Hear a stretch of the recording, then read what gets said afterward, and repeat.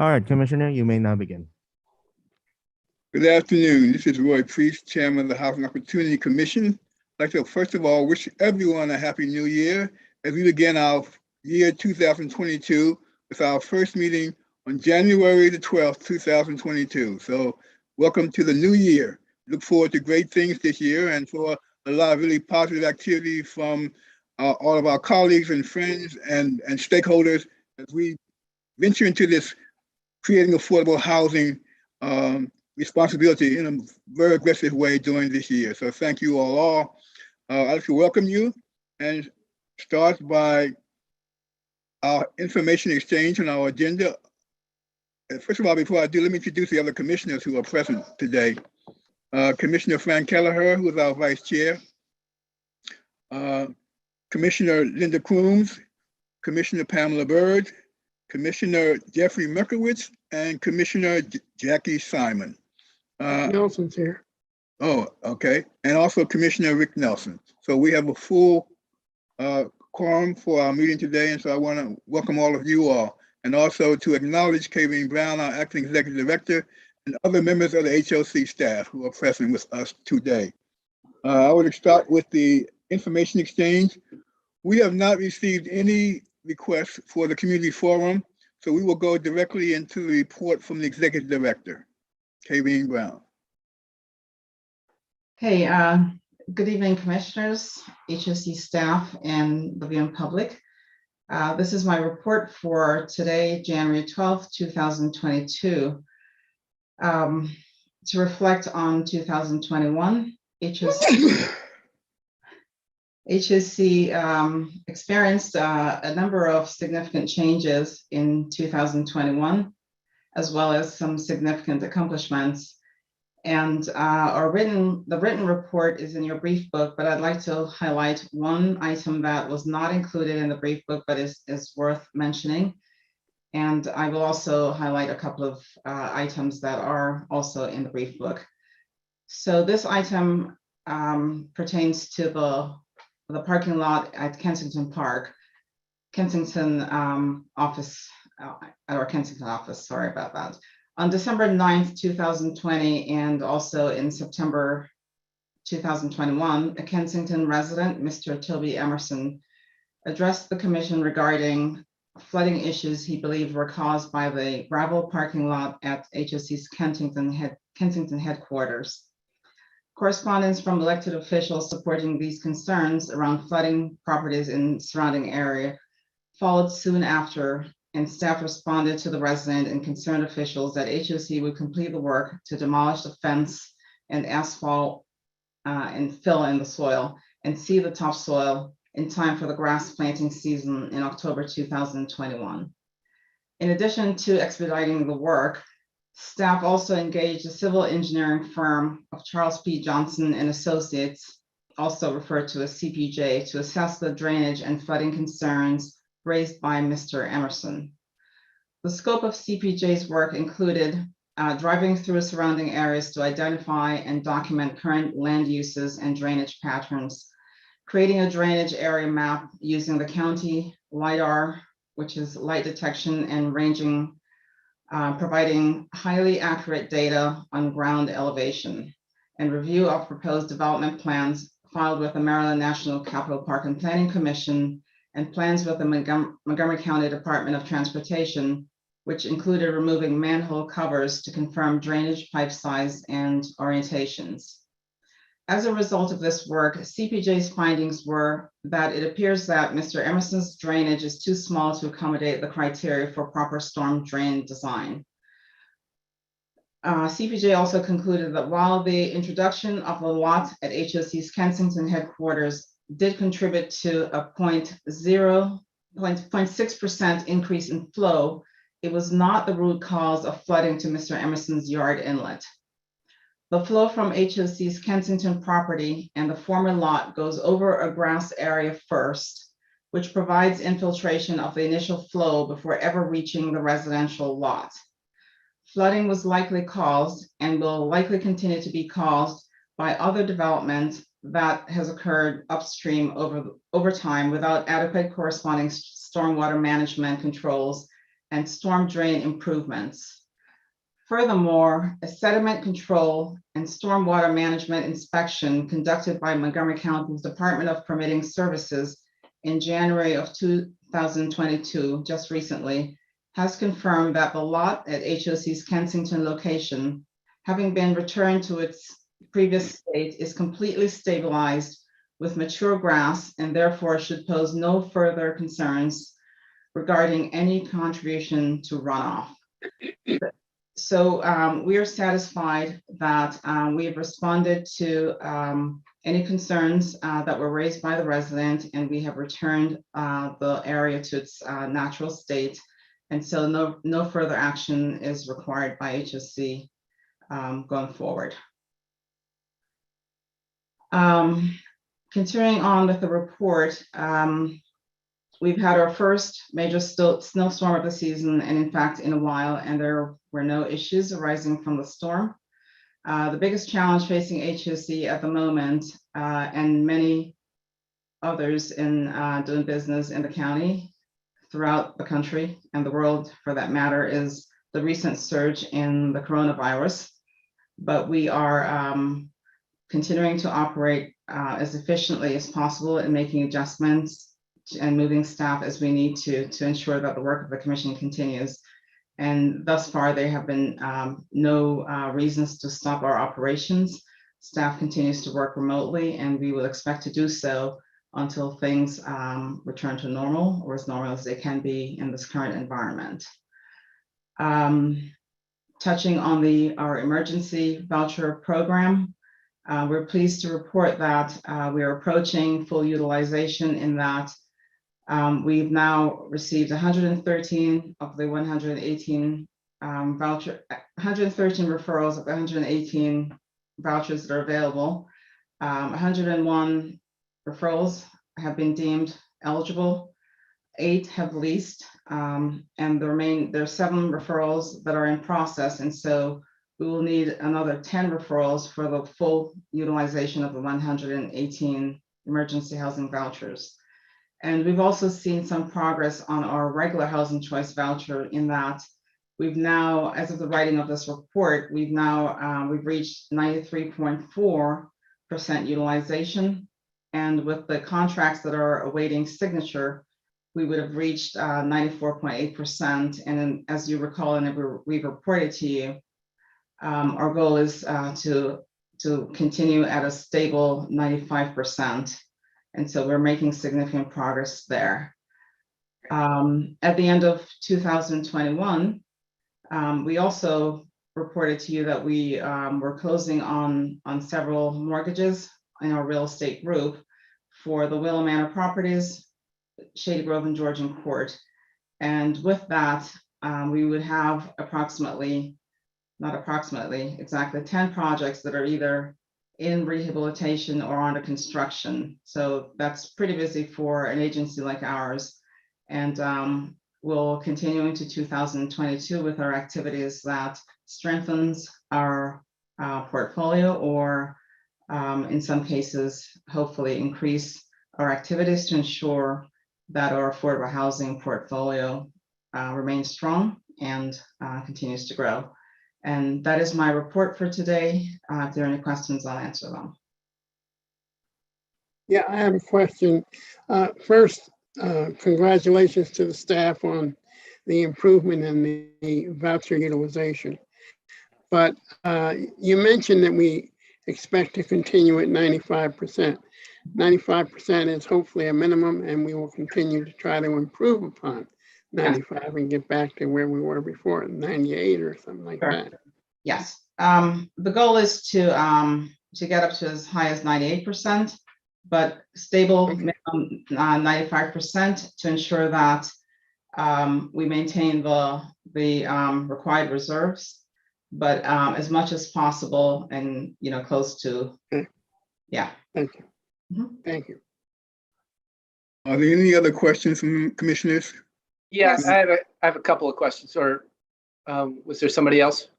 Go ahead, Jeffrey. Go ahead, Jeffrey. Okay.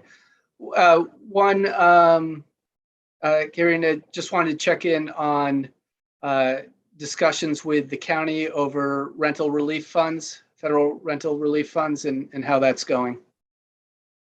Sure. So we have been working closely with the county and trying to maximize the amount of rental relief funds we've received. And so there are two categories. Individuals have applied and we've received payments, or individuals have received payments which have been sent directly to the landlords.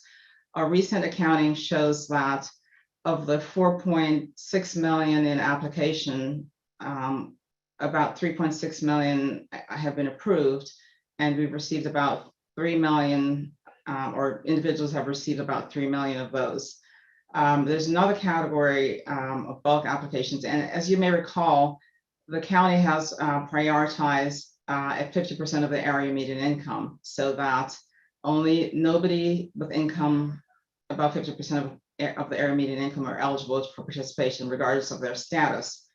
There's a second category of bulk applications, and we continue to work through that list with the county. We're not expecting a significant amount of payments from that category.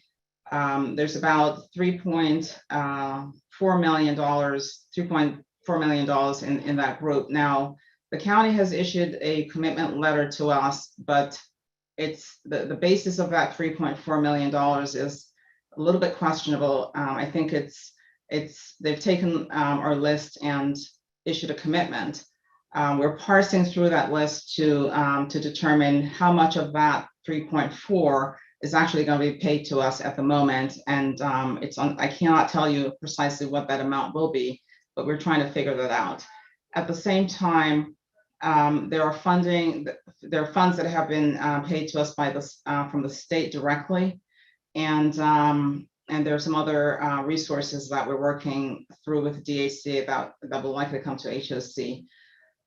There's a second ERAP program that will be opening up in the next month or two.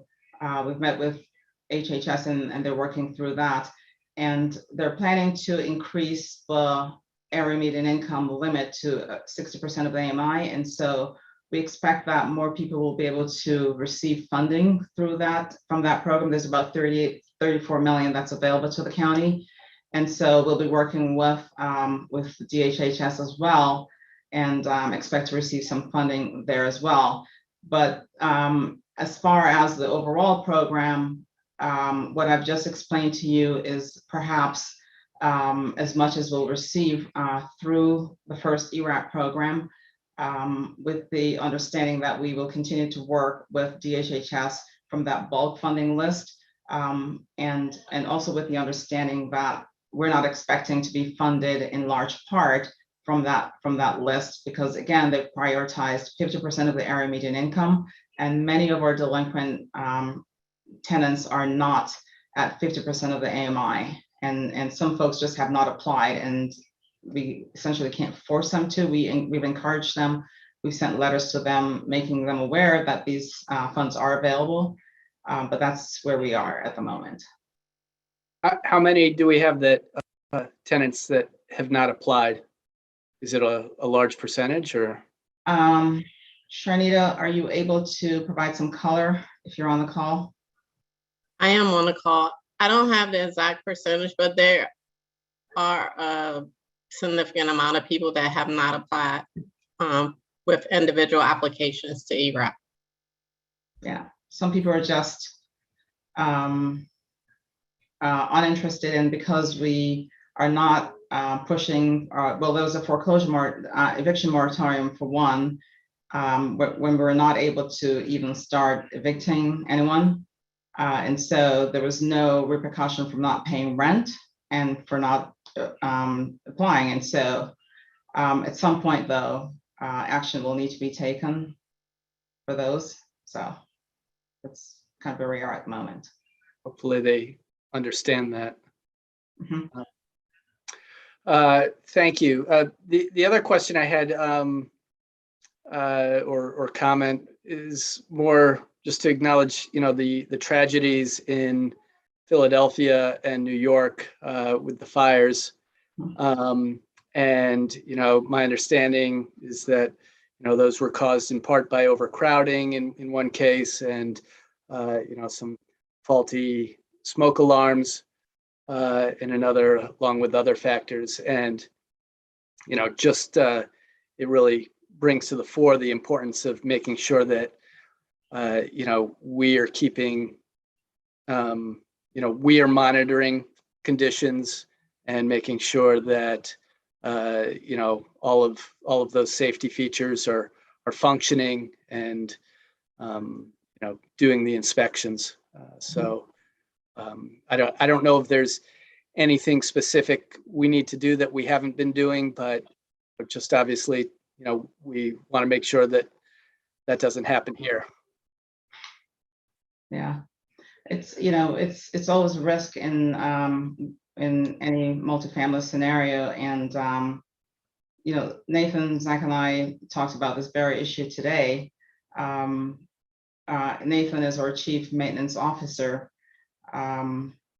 tries with his team to ensure that with each call for service, that they're not just repairing whatever needs to be repaired, but they're looking at other elements of the unit and ensuring that they're as safe as possible. And we'll continue to do that to ensure that the units are in not just physical condition, but they're safe for occupancy. And so we'll continue to do that, and hopefully that nothing like that ever happens here. But we're vigilant, or trying to be as vigilant as we can be, to ensure the safety of our residents.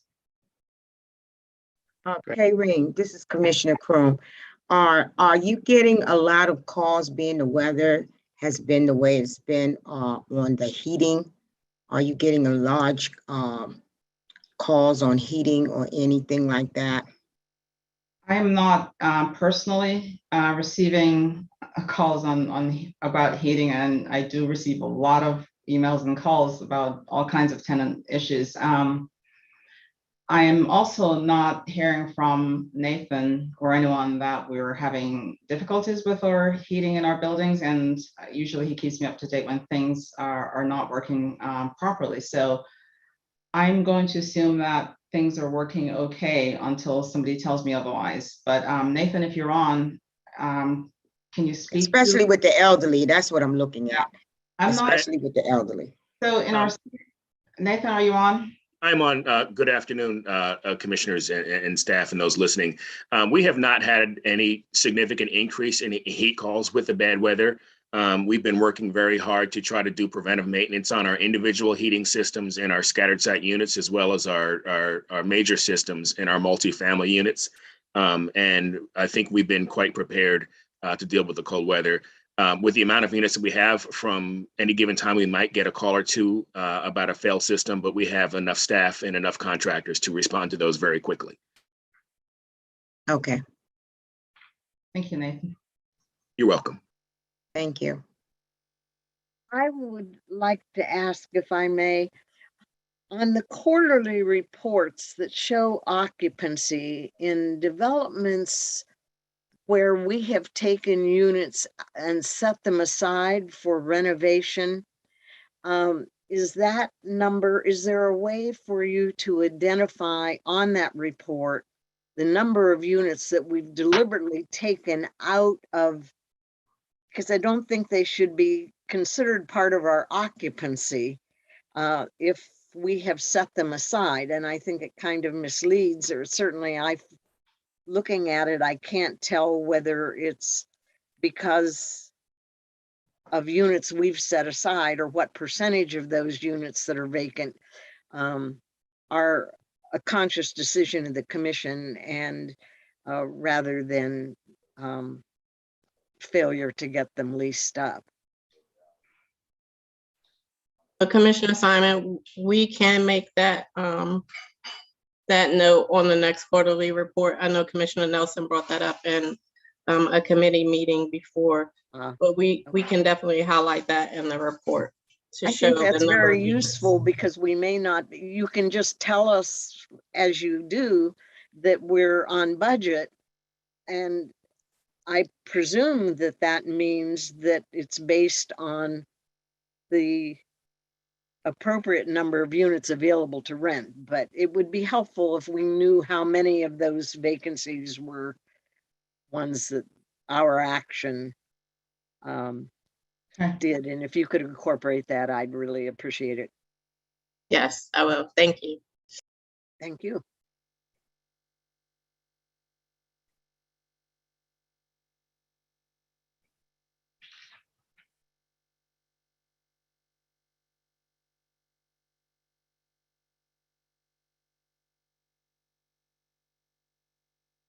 Commissioner Priest, you're on mute if you're speaking. I'm sorry about that. We're now going to the Commissioner Exchange since there are no other comments being made or directed towards the Executive Director. And thank you, Kayleen, for your report.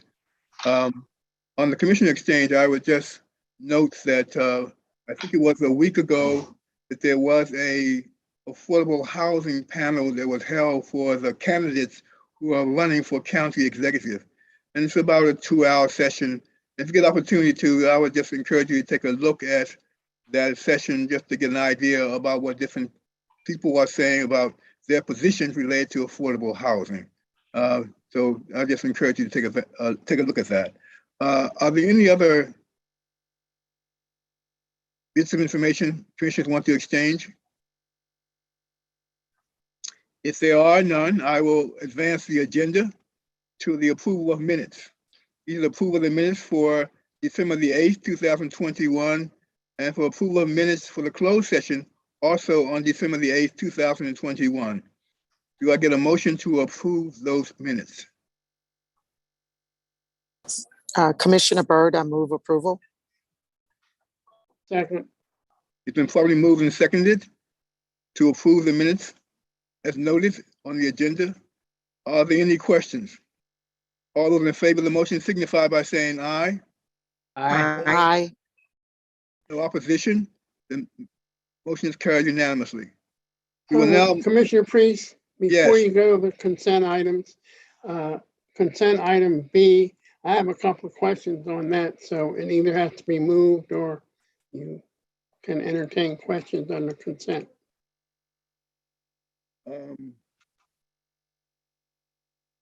the item B. Yep. I'm not sure that that discussion is permitted. Let me ask Archie about that. Archie, You're not supposed to have discussion under consent items, so it should be moved to regular business. so Yeah, we have- Commissioner Priest, you can move to amend the agenda to have that item move to items for discussion, and we could discuss it after the committee reports. Okay, we'll so ordered. Yes. All right, we will. So there's one consent item then, the approval of the nomination to the board of directors of the Housing Opportunity Partners. There are 3 persons who are nominated, who are being really renominated because they're currently serving on the commission. And so can I get a motion to approve the appointment to the board of directors of the Housing Opportunity Commission, Community Partners Incorporated? So moved, Commissioner Croom. Second. It's been probably moved and seconded. All those in favor of the motion signify by saying aye. Aye. Opposed, nay. So ordered, approved unanimously. And we Roy. also want to note that we appreciate the service that's provided by these board members on behalf of the Housing Opportunity Commission. Kenneth Teckler, Teresa Finney-Dumas, and Morgan G. Smith. And they are being reappointed for 3-year terms. So we want to thank them for their service.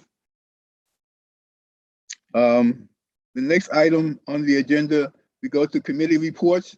The first committee report is for Budget, Finance, and Audit Committee, chaired by Commissioner Nelson. The first item is the first quarter budget to actual statements. And I guess we'll have Mr. Getzinger introduce his staff. Thank you, Commissioner Nelson. For this first item, which is the acceptance of the first quarter fiscal year 22 budget to actual statements, we will call up Tomi Adebo.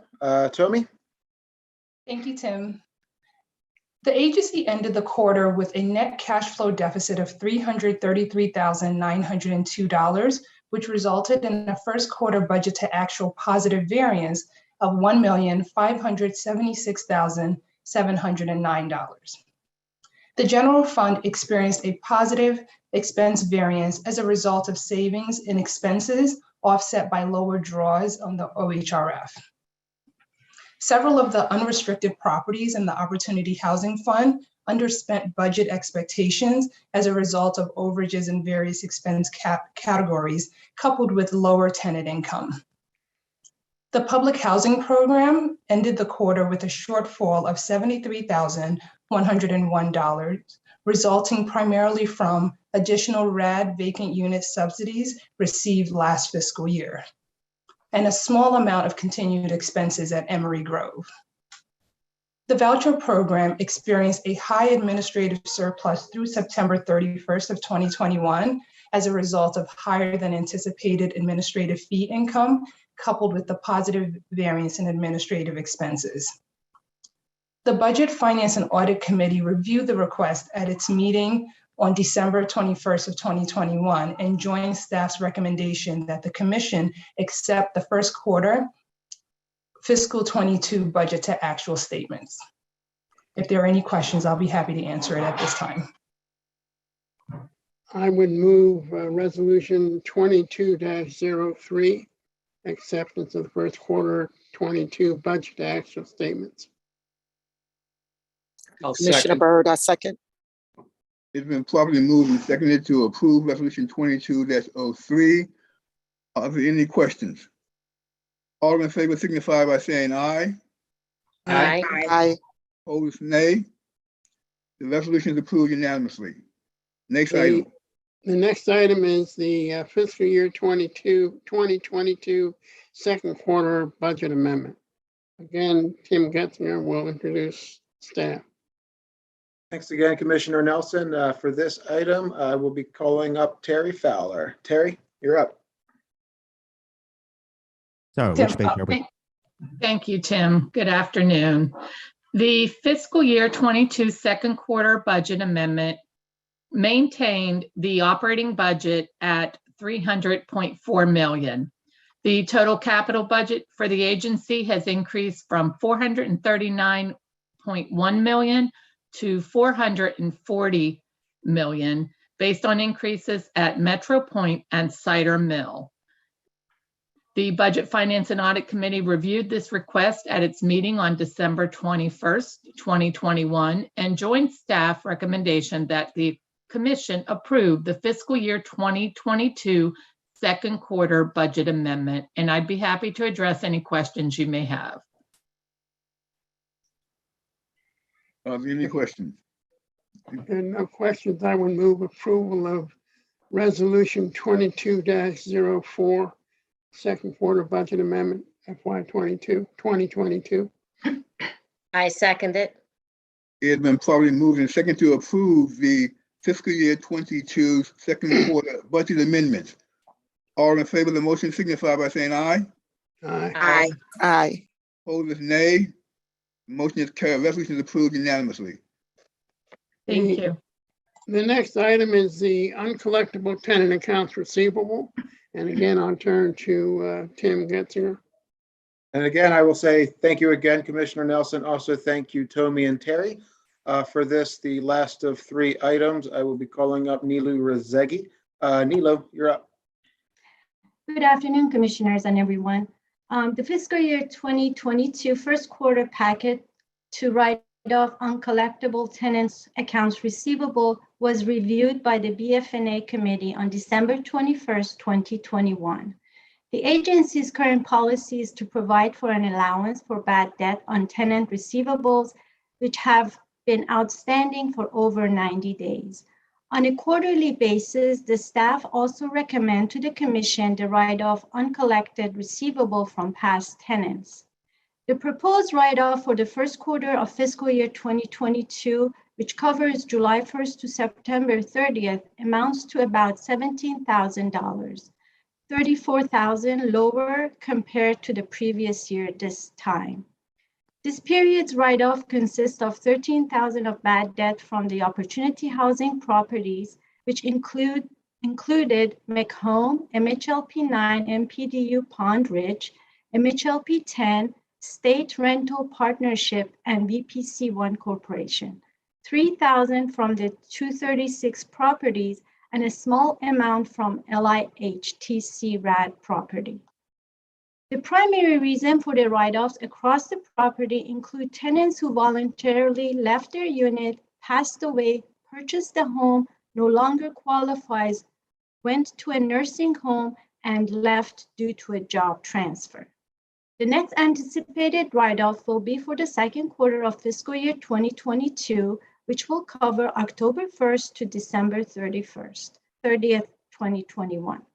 If you have any questions, we will be happy to answer them. Thank you. If there are no questions, I would move approval of resolution 22-05 uncollectible tenant accounts receivable. I second Commissioner Croom. Been properly moved and second to approve resolution 22-05 for uncollectible tenant accounts receivable. Are there any questions? Seeing none, all in favor signify by saying aye. Aye.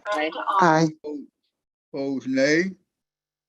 The resolution 22-05 is approved unanimously. The next item, we will go back to an item that was moved from the consent agenda to the general agenda for this meeting, and it relates to the approval of the transfer of funds from the Opportunity Housing Fund to reimburse the Real Estate Working Capital Operating Fund. This was required as a result of the increased amount for legal expenses that were incurred at the time of the closing of this transaction. Commissioner Nelson, you asked for this item to be discussed. What is your pleasure?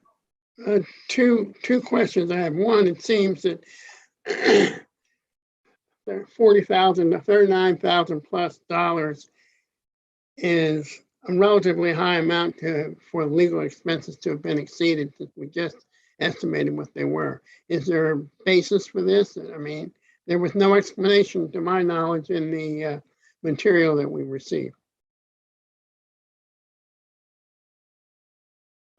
Commissioners, Marcus Irvin, Director of Real Estate. So for this particular one, as part of the negotiations and closing on this, as part of the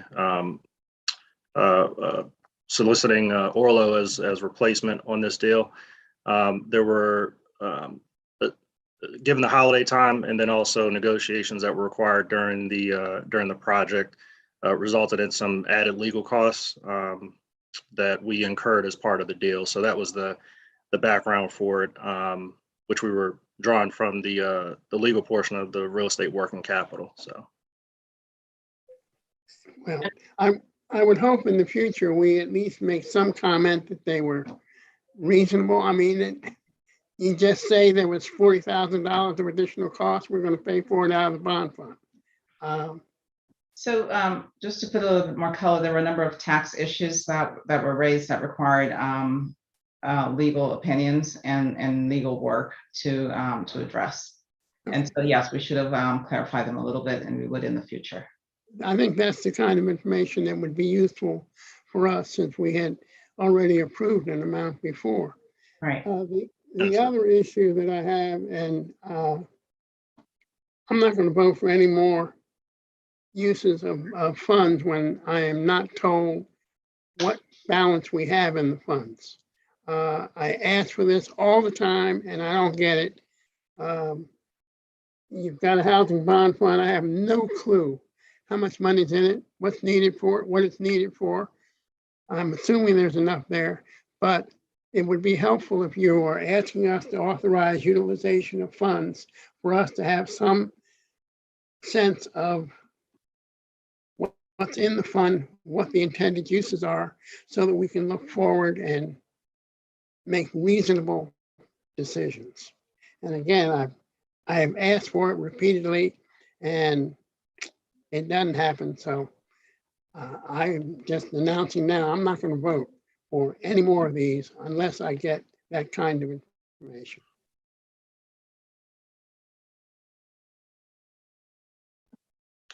That's Okay. all my comments, Mr. Priest. Okay, thank you very much for your questions. What I do is, at this point in time now, can I get a motion to approve Resolution 22 dash? Chair Priest, could I Yes. ask a question? Sure. Do we have the information that Commissioner Nelson is asking for? Is there someone on Yes. the call who can provide Yes, the context and the balances? yes. There's approximately 4.2 million in the fund. The fund is not earmarked for any specific use until staff makes a recommendation for the use and the commission approves it. Which Was of the co- funds does that apply to? The OH bond fund. The working capital fund is earmarked for, there's about 1.4 million total sitting in the working capital fund. There are three categories of uses, 350,000 for legal, 300,000 for just Due diligence. working cap due diligence, and 750 for closing. And it's they're all revolving. They're used and replenished from development projects when funds become available. And Okay. staff is able to expend those funds without any prior approval? Staff is able to use legal and closing because they're, again, revolving and only can be used until mortgage proceeds are available from the closing. Staff is only able to use up to 25,000 of the working capital without commission approval, and do not use those funds without commission approval. And so those due diligence monies are only used up to 25,000 for small things. For example, if an appraisal is needed and it's needed quickly and there isn't any money appropriated, usually the commission funds pre-development dollars, and so that those funds very rarely get used.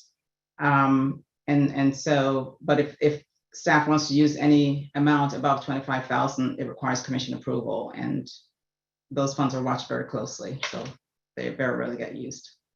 And you use $40,000 here. 40, yeah. From legal can be used. It's only the 25,000 due diligence that has that restriction. These funds were set up from 2014 and they were established that way. And let me just say this, in terms of the closing expenses that are allowable or the staff can do it, it is not unusual in these transactions to get to the closing table and find a cost that was not built into the A1 form that is in fact having to be paid out in order to effectively close these transactions. So giving the staff the ability to be able to respond in a timely manner at the closing table is in fact, I think, the reason behind why this was done in 2014.